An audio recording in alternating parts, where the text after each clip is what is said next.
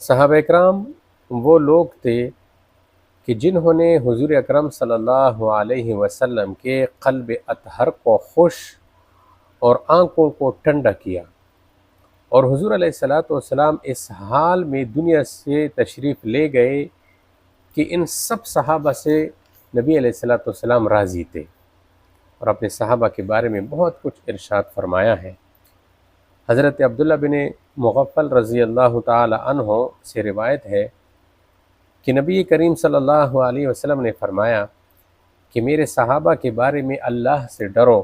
اللہ سے ڈرو، میرے بعد ان کو تنقید کا نشانہ مت بناؤ۔ بس جس نے صحابہ سے محبت رکھی تو وہ در حقیقت میری محبت کی وجہ سے ان سے محبت رکھتا ہے، اور جو کوئی ان سے بغض رکھتا ہے تو وہ در حقیقت میرے ساتھ بغض کی وجہ سے ان سے بغض رکھتا ہے۔ جس شخص نے میرے صحابہ کو تکلیف پہنچائی اس نے مجھے تکلیف پہنچائی، اور جس نے مجھے تکلیف پہنچائی اس نے اللہ کو تکلیف پہنچائی، اور جس نے اللہ کو تکلیف پہنچائی تو قریب ہے کہ وہ اللہ کی پکڑ میں آ جائے، اللہ اس کو پکڑے گا، سزا دے گا۔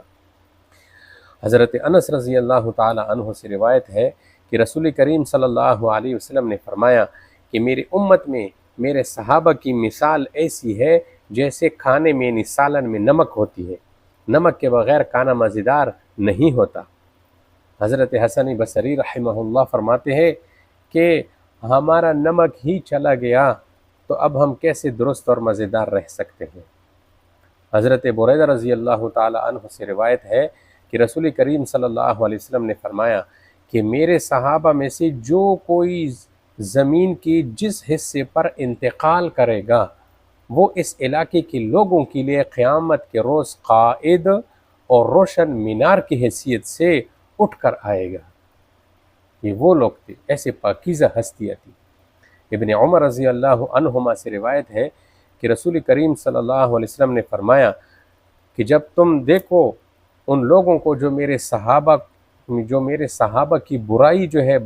برائی بیان کرتے ہیں، ان کو برائی سے یاد کرتے ہیں، تو تم ان سے کہہ دو کہ تمہاری اس شرارت اور قباحت پر خدا کی لعنت ہو۔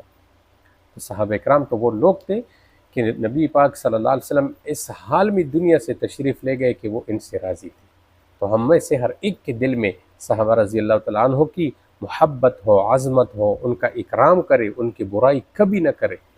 اللہ پاک ان سب ہستیوں کی محبت ہمیں عطا فرمائے۔